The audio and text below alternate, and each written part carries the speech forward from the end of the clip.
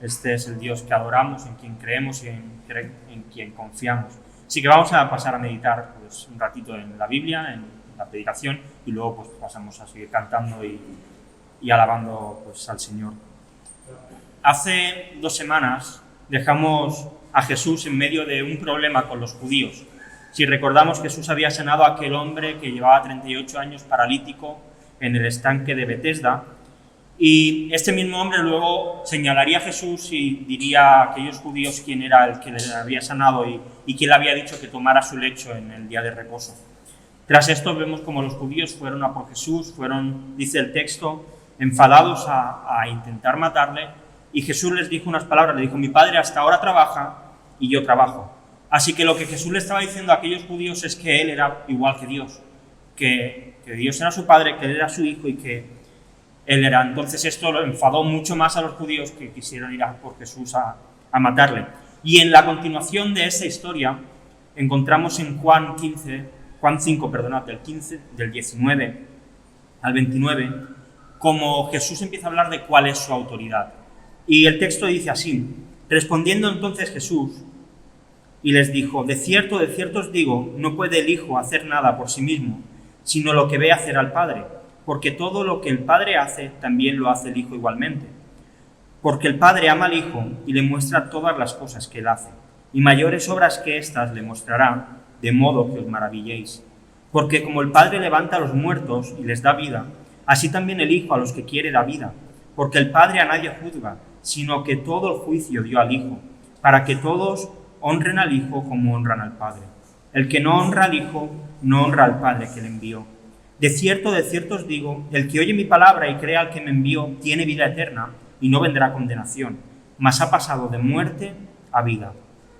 De cierto os digo, viene la hora, y ahora es cuando los muertos oirán la voz del Hijo de Dios, y los que la oyeren vivirán. Porque como el Padre tiene vida en sí mismo, así también ha dado al Hijo tener vida en sí mismo. Y también le dio autoridad para hacer juicio, por cuanto es el Hijo del Hombre. No os maravilléis de esto, porque vendrá hora cuando todos los que están en los sepulcros oirán su voz. Y los que hicieron lo bueno saldrán a resurrección de vida, mas los que hicieron lo malo a resurrección de condenación. Amén. Hay 3 ideas que me gustaría ver en esta mañana. La primera es cuál es la autoridad de Jesús, que viene dada por el Padre, y ahí veremos pues, la relación entre el Padre y el Hijo y la naturaleza de la propia autoridad que tiene Jesús. Luego veremos cómo esta autoridad, en una segunda parte, le permite al Hijo ser juez, le permite al Hijo juzgar, y por último le permite también dar vida. Así que, comenzando por el principio del texto, por el versículo 19, dice: respondiendo entonces Jesús les dijo: de cierto os digo, no puede el Hijo hacer nada por sí mismo, sino lo que ve hacer al Padre, porque todo lo que el Padre hace, también lo hace el Hijo igualmente. Aquí Jesús comienza su frase con unas palabras que son llamativas: de cierto os digo. Y durante toda su predicación la dice 3 veces. Y lo que Jesús está queriendo decir era muy habitual entre los judíos. Cuando se repite una misma frase, una misma palabra, se está queriendo enfatizar que eso es muy importante. Así que Jesús lo que les estaba diciendo a aquellos judíos es: prestad atención, porque lo que os digo es muy cierto, es muy verdad. Vivimos en una época en la que todo el mundo quiere ser libre, en la que la gente huye de las relaciones que conllevan un compromiso. Vemos como hoy en día la gente se casa pensando casi más en el momento en que se van a divorciar. Bueno, si la cosa va mal, pues ya nos separaremos y ya está. El compromiso cada vez va menos, y lamentablemente en el mundo evangélico me da la sensación que también pasa. Cada vez hay más cristianos que buscan iglesias en las que no hay membresía, en las que no hay ningún tipo de compromiso, en la que yo voy el domingo, consumo pues la predicación, la alabanza y me voy a mi casa y nadie me dice nada, porque no hay ningún tipo de relación ni de compromiso, no hay ningún liderazgo. Al final, si yo no soy miembro de una iglesia, no tengo un pastor que me pueda llamar la atención cuando hago algo mal. Y veo que cada vez hay más esta corriente de querer tener libertad, de huir del compromiso, del no querer pues estar bajo ninguna autoridad. Todos queremos, en alguna manera, este tipo de libertad. Y me pregunto, ¿Jesús tenía libertad? ¿Era Jesús libre o él tenía algún tipo de compromiso? Bueno, Jesús era Dios, esto creo que es algo que tenemos claro, pero él mismo dice que él no puede hacer nada por sí mismo, sino que solamente aquello que el Padre le ha dado para hacer es lo que él puede llevar a cabo. Y es que Jesús, tanto cuando estuvo en la tierra como en la eternidad, siempre él estuvo sometido al Padre. Él siempre ha estado actuando de la misma manera que el Padre le permitía hacer. Ahora bien, esto tampoco quiere decir que Jesús no fuese libre, porque Dios mismo, dentro de su naturaleza, tiene ciertas restricciones. Dios no puede negarse a sí mismo, es decir, Dios no podría pecar. Dios no puede hacer cosas absurdas, es decir, Dios no va a coger un león y lo va a convertir en un perro, porque se contradeciría su propia naturaleza. Pero el Hijo decidió voluntariamente someterse al Padre. Igualmente, cada uno de nosotros, como creyentes, como hijos de Dios, como imitadores de Jesús, estamos llamados a someternos a Dios. Estamos llamados a someternos a las autoridades políticas y gobernadoras de nuestras ciudades, de nuestro país, siempre y cuando no contradigan aquello que Dios manda. Estamos llamados a someternos al liderazgo de la Iglesia, a los pastores, a los ancianos. Estamos llamados también a someternos los unos a los otros en el temor del Señor. Así que vemos que dentro del cristianismo la libertad de no quiero compromiso no existe, no es válida en la Biblia. Estamos llamados a someternos unos a otros. Y Jesús igualmente es nuestro gran ejemplo y él estuvo sometido al Padre. Así que su autoridad era una autoridad recibida de Dios, pero sometida al Padre en todas las cosas. Jesús no podía actuar pues a su bola, por así decirlo, sino que se tenía que limitar a aquello que el Padre le había dado. Pero esta autoridad que había recibido había sido recibida en base al amor. Dice el versículo 20, porque el Padre ama al Hijo y le muestra todas las cosas que él hace, y mayores obras que éstas le mostrará, de modo que vosotros os maravilléis.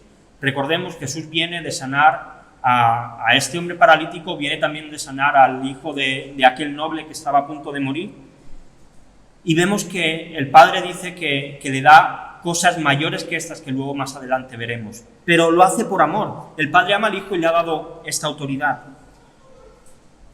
Creo que no debemos confundir este amor que se da dentro de la Trinidad con el amor que vemos entre los seres humanos, incluso con el amor que Dios tiene hacia sus criaturas y hacia sus hijos. Creo que es un amor superior, que no se rige por actos que se pueden demostrar. Normalmente nosotros cuando queremos hablar de amor siempre hablamos de cosas que se hacen, ¿verdad? Un hombre que ama a su mujer pues le regala flores, le dice piropos, la mujer que ama al hombre pues también hace cosas por él, pero en la Trinidad el amor no se demuestra en actos físicos ni en actos palpables, sino que está en la propia naturaleza de Dios. Dice 1 Juan 4:8, Dios es amor, es parte de su naturaleza, Él es así. Por lo tanto, en la unidad de la Trinidad, que es un concepto difícil de entender a veces para nuestra mente, ese Dios que es uno pero que son tres, se rige por el amor entre ellos. Dice Juan 17:24, porque me has amado antes de la fundación del mundo. Esto lo dijo Jesús, del Padre.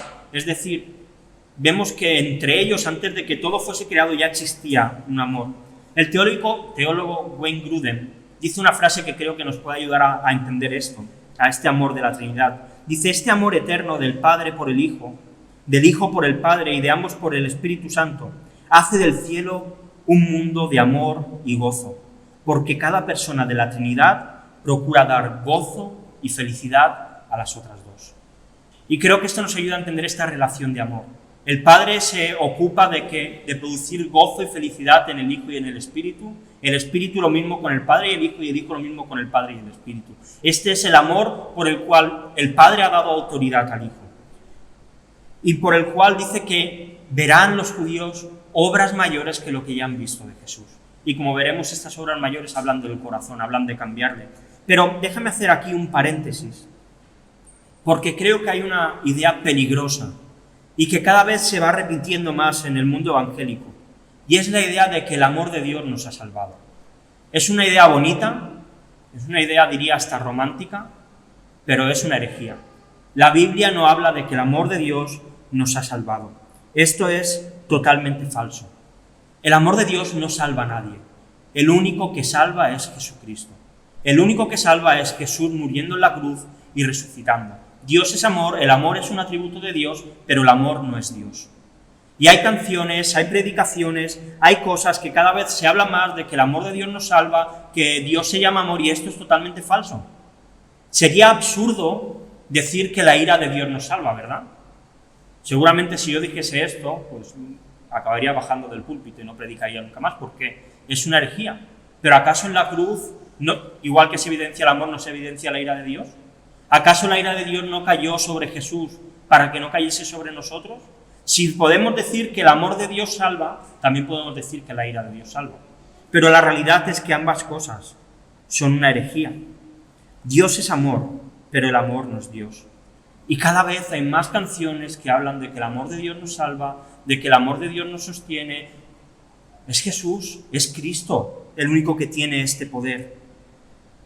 Y lamentablemente este mensaje va calando más y más y más en las iglesias. Y cada vez se habla más de amor para hablar menos de pecado. Cada vez se habla más de amor para hablar menos de justicia. Cada vez se habla más de amor para hablar menos de santidad. Y todo tiene que estar balanceado. No estoy diciendo que no haya que hablar del amor de Dios. Estoy diciendo que igual que hay que hablar del amor de Dios, hay que hablar en la justa medida de la ira de Dios, de su santidad, de su justicia, de su fidelidad, de su misericordia. Porque si no, lo que hacemos es hacer un Dios a nuestra manera. El Dios que nos gusta, el Dios que nos apetece. Y como veremos, el amor del Padre al Hijo le ha dado la potestad de hacer obras mayores. La autoridad que el Hijo recibió viene del Padre, viene por amor y presenta cuál es la naturaleza del Hijo, cuál era su naturaleza. Versículo 23 dice, para que todos honren al Hijo como honran al Padre. El que no honra al Hijo no honra al Padre que le envió. Y el versículo 26, porque como el Padre tiene vida en sí mismo, así también ha dado al Hijo tener vida en sí mismo. Ambos textos, estos dos versículos, están presentando la relación que hay entre el Padre y el Hijo. En nuestro idioma, en el español, cuando hablamos de padre e hijo, pues se nos viene a la imagen, pues, o sea, a Edwin, pues con cualquiera de sus hijos, ¿verdad? Un padre y un hijo. Pero cuando un judío del siglo I escuchaba hablar del Padre y del Hijo, lo que venía a la mente era una misma naturaleza, una misma unión. Y Jesús, por lo tanto, lo que él estaba diciendo aquí, y le estaba diciendo a aquellos fariseos, es que su naturaleza en la tierra era exactamente la misma naturaleza que tenía el Padre en el cielo. Que Jesús era totalmente Dios. Y por lo tanto dice así que el que honra al Hijo está honrando al Padre, y el que honra al Padre honra al Hijo. No se puede separar. No hay manera de separar la honra de uno de la honra de otro. El Padre tiene vida, Él es vida, el Hijo tiene vida y el Hijo da vida, porque tenemos una misma naturaleza. En la tierra Jesús nunca dejó de ser Dios. Él siguió siendo exactamente igual de santo, exactamente igual de perfecto, exactamente igual de misericordioso, exactamente igual de amoroso. Y es cierto que algunos de sus atributos se vieron limitados. Jesús no atravesaba paredes, aunque Él era omnipresente. Jesús, vemos como hay veces que hace preguntas, porque aunque era omnisciente, su omnisciencia quedó limitada en ciertas ocasiones. Pero Él nunca dejó de ser Dios. Y quizá podamos preguntar, bueno, Ángel, ¿esto es importante de verdad que lo sepamos? Creo que sí. Y creo que es mucho y muy importante. Porque la autoridad que Jesús tenía para sanar enfermos iba mucho más allá que esto. Él iba a morir en una cruz. Y Él era totalmente alguien divino. Si no fuese así, su sacrificio no valdría de nada. Si Jesús no hubiese sido verdaderamente Dios y verdaderamente hombre, lo que ocurrió en la cruz no serviría de nada, porque tenía que ser llevado a cabo por alguien perfecto. Si no, se hubiese quedado en el sacrificio de una buena persona, de alguien sabio, pero vemos que Él compartía la misma naturaleza de Dios. Así que era una autoridad totalmente divina la que Él tenía, y Él iba a subir a la cruz para dar su vida en rescate por muchos.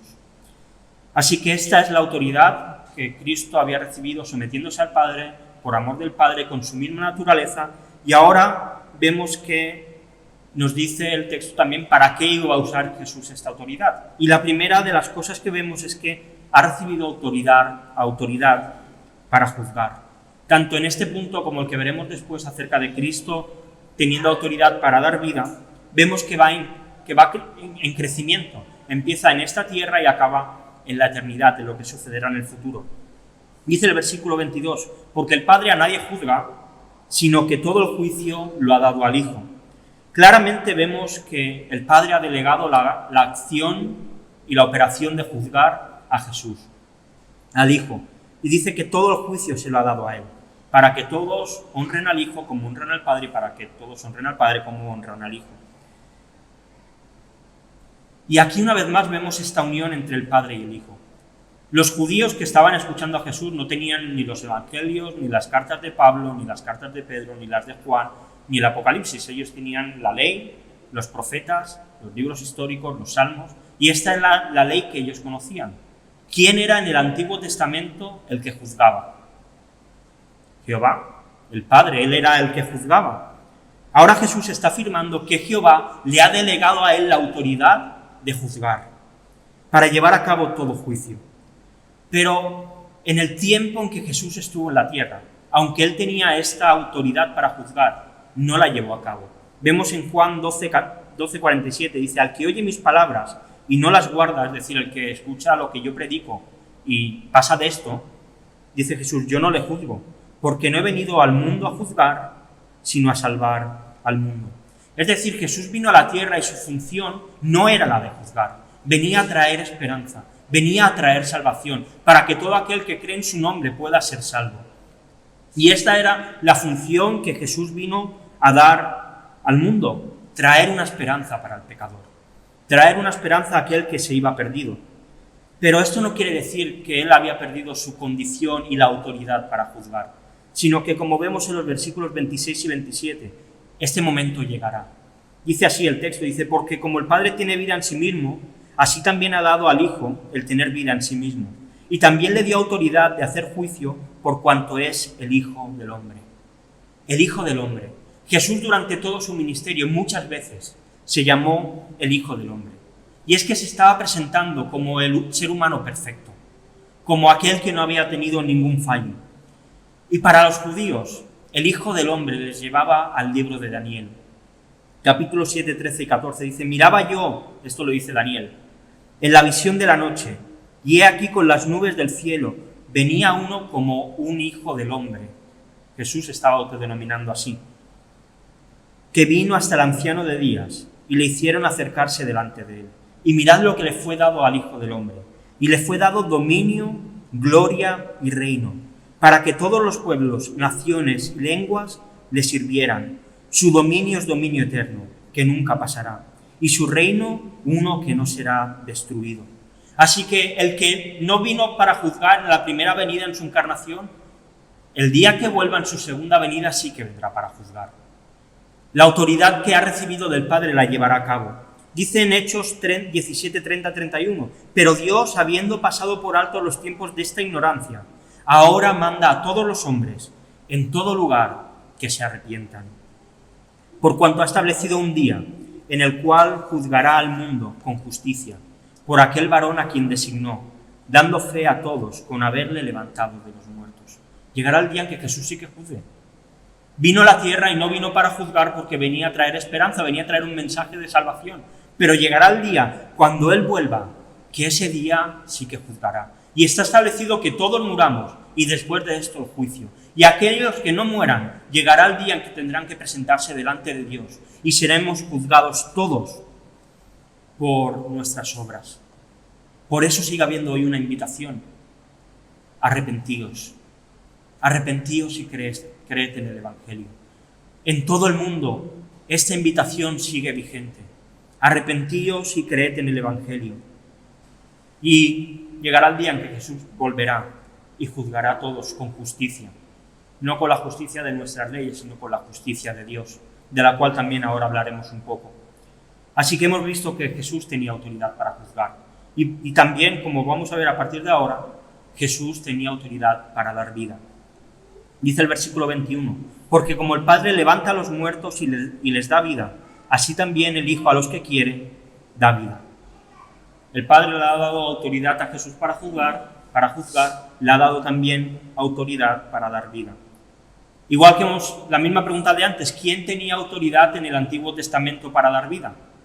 Jehová, el Padre. Solamente Dios era capaz de dar vida. Lo vemos creando y que crea todas las cosas, vemos como sopla aliento de vida en el ser humano, y ahora el Hijo está declarando que Él tiene la misma autoridad para poder dar vida también.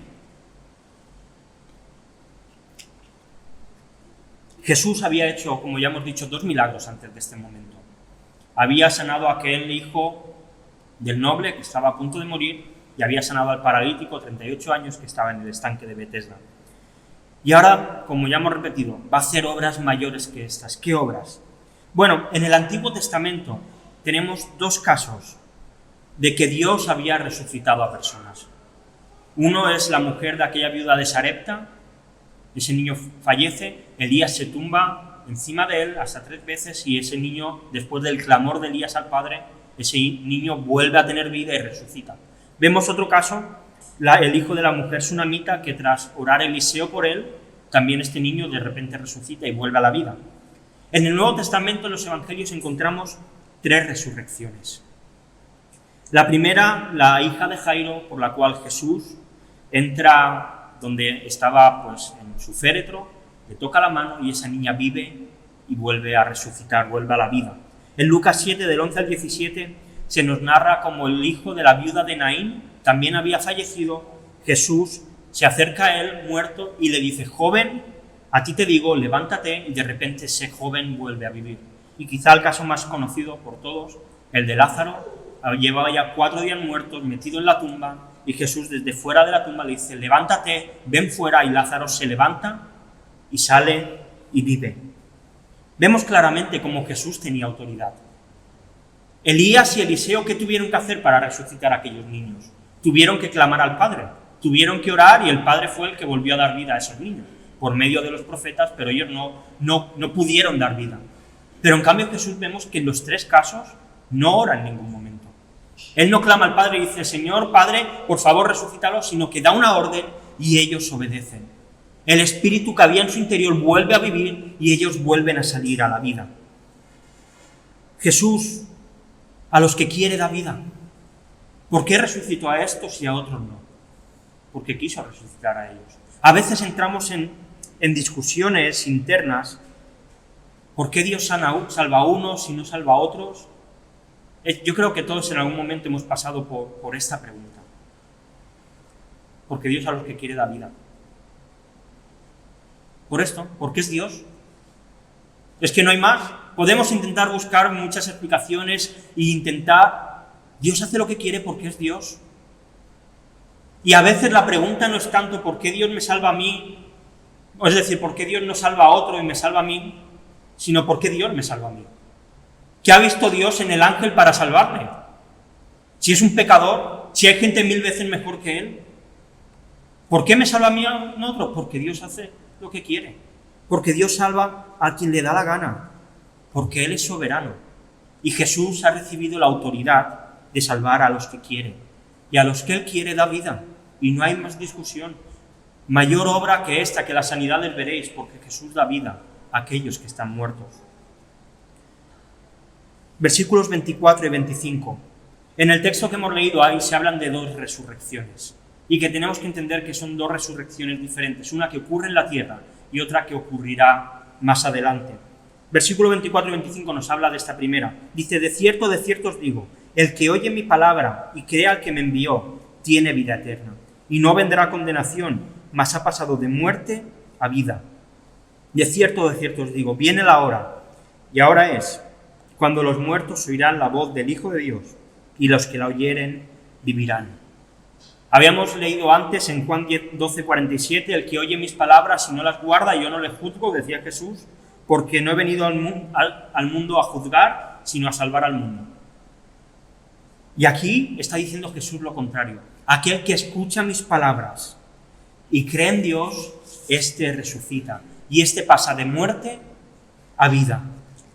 El versículo 25 dice que los muertos oirán la voz de Dios y aquellos que la oyeren vivirán. ¿De qué está hablando aquí Jesús? ¿Está hablando de una resurrección física o está hablando de una resurrección espiritual? Jesús está hablando de una resurrección que ocurre en el interior del corazón. En el futuro habrá una resurrección física y también habla Jesús. ¿Qué pasa con aquellos que oyen la voz de Dios y creen en el Padre? que pasan de muerte a vida, que tienen vida eterna, que para ellos ya no hay condenación. ¿De qué condenación está hablando aquí Jesús? Del infierno, no hay otra condenación diferente.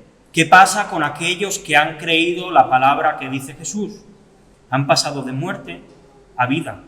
Pasan de un estado a otro. Hay un cambio en el momento. Y esto es algo que ocurre hoy en la tierra. Es algo que ocurre en nuestros días. Todos nosotros nacemos físicamente, ¿verdad? Cuando nacemos pues, de nuestros padres. Pero todos nacemos muertos espiritualmente. Lejos de Dios, separados de él. Nuestra alma no tiene ninguna vida y por lo tanto su destino es el infierno. No hay otro camino.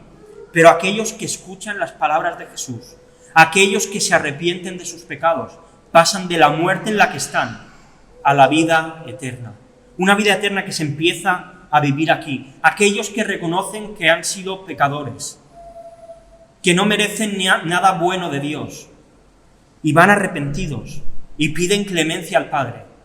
En ellos se produce un cambio de estado, de la muerte a la vida, ya en esta tierra, porque Cristo tiene la autoridad de dar vida a aquellos que creen en Él. Así que, si hoy estás escuchando estas palabras de Jesús y sigues estando muerto, arrepiéntete, reconócelo como tu Señor y pasarás de muerte a vida. Pero los versículos 28 y 29 nos hablan de otra resurrección. Dice, no os maravilléis de esto, porque vendrá hora cuando todos los que están en los sepulcros oirán su voz. Y los que hicieren lo bueno saldrán a resurrección de vida, mas los que hicieren lo malo a resurrección de condenación. Otra vez Jesús habla de resurrección. Pero mientras que el anterior que acabamos de ver está hablando de una resurrección interior, pasar de muerte a vida, ahora Jesús está hablando de que los muertos que están en las tumbas oirán la voz de Jesús y los que hicieren lo bueno resucitarán para vida y los que hicieron lo malo resucitarán para muerte, para condenación. Si cogiésemos solo el versículo 29 y lo sacásemos de todo el texto y lo sacásemos de la Biblia, podríamos llevar a malinterpretarlo de alguna manera, porque el texto dice, y los que hicieron lo bueno saldrán a resurrección de vida, mas los que hicieron lo malo a resurrección de condenación. Y aquí entonces hay que preguntarse, ¿qué es lo bueno y qué es lo malo? Porque si los que han hecho lo bueno salen a resurrección de vida y los que han hecho lo malo salen a resurrección de condenación, entender lo que es lo bueno y lo que es lo malo es la clave para saber si estamos en un sitio o estamos en otro. Podríamos pensar que por bueno o por malo, Jesús se está refiriendo aquí a las acciones que hacemos cada día, a las buenas obras o malas obras que hacemos, a los pecados o las obras de caridad, a nuestra ética. Podríamos pensar que esto es así, pero si llegásemos a esa conclusión, este texto difícilmente encajaría en el resto de la Biblia, porque sabemos que no somos salvos por obras, sino que somos salvos por gracia. Así que si Jesús está diciendo que aquellos que hacen buenas obras van a resucitar para vida, quiere decir que podríamos salvarnos por nosotros mismos. O quizá podríamos tener otro problema. Dios dice que no hay ni uno bueno. Por lo tanto, si no hay ni uno bueno, nadie se salvaría ni nadie resucitará para vida. Así que claramente Jesús no está hablando aquí de las buenas acciones que podamos hacer ni de las malas acciones que podamos hacer. Como siempre, cuando un texto no es claro, lo que hay que hacer es intentar entenderlo en lo que le rodea, en los versículos anteriores y posteriores. Y en los versículos 24 y 25 nos da la clave para entender lo que es lo bueno y qué es lo malo. Dice, de cierto os digo, el que oye mi palabra y cree al que me envió tiene vida eterna, y no vendrá condenación, mas ha pasado de muerte a vida. De cierto os digo, viene la hora, y ahora es cuando los muertos oirán la voz del Hijo, y los que lo oyeren vivirán. ¿Qué es lo bueno? Oír las palabras de Jesús y creer al que le envió. Esto es lo bueno. El que ha creído las palabras de Jesús y cree al que le envió, resucitará para vida. El que no ha creído las palabras de Jesús y no cree en el que le envió, resucitará para condenación. Es decir, unos pasarán toda la eternidad en el cielo, donde la gloria de Cristo llenará todo, y otros pasarán toda la eternidad en el infierno, donde será el crujir de dientes, donde habrá tormento eterno, un lago de fuego y azufre, un sufrimiento físico y espiritual, un tormento eterno, un lugar donde aquellos que vayan, su mayor tormento será que han visto que Dios es real y que ellos lo rechazaron y ya no se pueden volver a acercar a Él. Muchas veces no se habla del infierno porque se dice, bueno, es que no hay que asustar a la gente. La Biblia no pretende asustar y las cosas hay que decirlas como son. Yo no pretendo meterte miedo en esta mañana, no es mi intención, pero si no te digo lo que la Biblia enseña, no vas a estar advertido de la realidad, de la verdad que Dios ha dejado. Todo aquel que no ha puesto su fe en Jesús acabará en el infierno. Por eso, como hablaba antes con Carlos, nos apremia tanto predicar el Evangelio, pero nosotros no podemos cambiar los corazones. Pero aún sigue habiendo una invitación: arrepentíos y creed en el Evangelio. Si escuchas su voz, no pongas duro tu corazón para no querer escucharlo. Ve arrepentido a Jesús y será resucitado para vida. Acabo ya. Mientras me preparaba, siempre me gusta, no sé si lo consigo, pero me gusta intentar ser práctico y buscar aplicaciones que nos puedan servir. Y cuando me preparaba pensaba, bueno, esto es una predicación de Jesús, ¿qué voy a aportar yo de más a una predicación que ha hecho Jesús? ¿Verdad? Es difícil poder aportar algo más, pero creo que sí que hay cosas prácticas que podemos aplicar en nuestro día a día, en nuestra vida. Aquel hombre que había sido sanado por Jesús, 38 años, vuelvo a repetir, aquel hombre que había sanado a este hombre, era verdadero Dios y era verdadero hombre. Alguien que fue perfecto y que por lo tanto era el candidato perfecto para ser el juez de toda la humanidad. Ningún otro ser humano podría juzgar a otro porque fallamos en las mismas cosas. Pero Jesús sí que era el candidato perfecto. Y Jesús tiene esta autoridad para juzgar en el futuro, en su regreso. Mientras Él estuvo en la tierra, Él ya dio vida a muchos. Y hasta que vuelva sigue dando vida a muchos, como somos evidencia nosotros, que ha dado vida y nos ha hecho resucitar. Y ahora estando en el cielo, Él sigue dando vida. Él sigue teniendo la autoridad para dar vida. Y esto debe servirnos de consuelo, porque cuando vemos que nuestros familiares no quieren saber nada de Dios, que nuestros amigos no quieren saber nada de Dios, saber que Jesús tiene autoridad para dar vida es un descanso, porque podemos descansar en que Dios hará la obra, en que Él tocará el corazón de aquellos que quiere tocar. Y creo que esto es gozo también para nosotros, que aun en medio de las cosas y de las circunstancias que suceden, Jesús sigue estando en el trono, Jesús sigue gobernando, Jesús sigue teniendo control sobre todas las cosas. Y esto produce en nosotros descanso, produce en nosotros paz y produce en nosotros esperanza. Esperanza en saber que Jesús volverá. Esperanza en saber que Jesús vendrá a juzgar a todos y que por medio de su sangre, aquellos que hemos creído en Él, tenemos vida eterna. Y que esto es lo mayor que nos ha podido pasar. Si hemos muerto cuando Él vuelva, resucitaremos. Si no, Él nos llevará a las nubes y estaremos con Él durante toda la eternidad. Y cuando Satanás nos acuse y diga, mira, este es tal, tal, tal, tal, Jesús le dirá, cállate, Satanás, porque yo he pagado por él. Por eso es necesario arrepentir y reconocer a Jesús como el Señor. Y si haces esto, pasarás de muerte a vida. Vamos a orar. Señor, te damos muchas gracias porque en tu ministerio terrenal, Señor, viniste a traer esperanza y un mensaje para salvar a los perdidos, Señor. Y te damos gracias porque ese mensaje nos ha alcanzado y ese mensaje ha cambiado nuestras vidas. Y te rogamos, Señor, que tú también toques los corazones, Señor, de aquellos que no creen. Trae, Señor, este mensaje tan maravilloso, tan lleno de amor, de misericordia, de justicia, de fidelidad, Señor, a aquellos que no te conocen.